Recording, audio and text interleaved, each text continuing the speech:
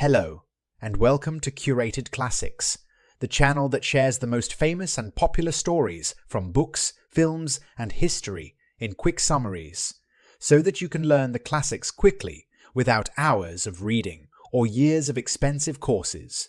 Today, you are listening to Metamorphosis, a novella by Franz Kafka, originally published in 1915. The story revolves around the protagonist, Gregor Samsa, who wakes up one day to find himself transformed into a giant insect.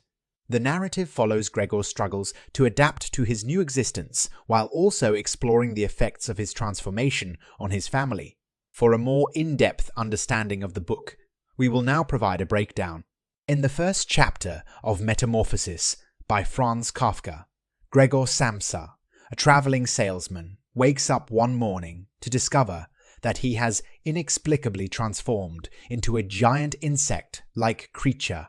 Confused and horrified by his new form, Gregor struggles to adapt to his changed body and the limitations it imposes on him. He is unable to get out of bed and attempts to communicate with his family, but his voice has also changed and they cannot understand him. As the reality of his situation sets in, Gregor's primary concern is that he will be late for work, which reveals his strong sense of duty and responsibility. His mother, father, and sister, grow increasingly worried and knock on his door, trying to coax him out of his room. Gregor's boss also arrives at his home, questioning his absence and implying that he might be stealing from the company. In a desperate attempt to prove that he is not lazy or dishonest, Gregor manages to unlock his bedroom door and reveal himself to his family and boss. Their reactions are a mixture of shock, horror, and disgust. His mother faints. His father becomes angry and defensive, and his boss flees the apartment. The chapter ends with Gregor's father driving him back into his room by throwing apples at him, injuring him in the process. This opening chapter sets the stage for the rest of the novella, introducing the main character, his transformation, and the subsequent reactions of those around him. It highlights the themes of alienation, identity, and the burden of responsibility, which will be further explored in the following chapters. In the second chapter of Metamorphosis by Franz Kafka, the focus shifts to Gregor's family as they come to terms with his transformation and struggle to adapt to the new reality. Gregor's injury from the apple throwing incident in the first chapter has left him weakened, and he spends most of his time hiding in his room, away from his family. His sister, Grete, takes on the responsibility of caring for Gregor, bringing him food and cleaning his room. She discovers that he has developed a preference for rotten food and removes the furniture from his room to provide more space for him to move around. During this process, Gregor's mother sees him for the first time since his transformation, which causes her to faint. Gregor tries to help, but his father, still angry and resentful, forces him back into his room. Meanwhile, the family's financial situation has deteriorated due to the loss of Gregor's income. His father returns to work, taking a job as a bank messenger, while his mother and Grete also take on jobs to help support the family. The increased stress and responsibility cause tensions to rise within the household. In this chapter, the consequences of Gregor's transformation become increasingly apparent as his family's life is turned upside down.